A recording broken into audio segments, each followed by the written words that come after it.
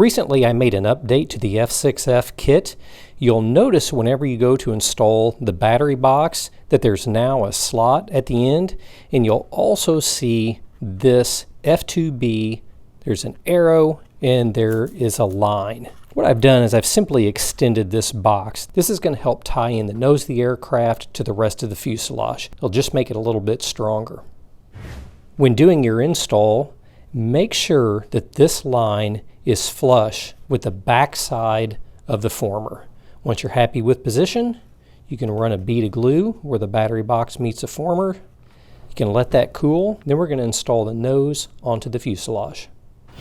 Installation of the nose is exactly the same as the previous, with the exception we are now wanting to pass this spline through the slot in the battery box.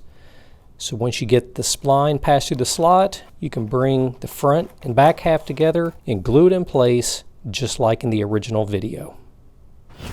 It might be necessary to cut the spline at an angle in order for your battery to be able to slide into place.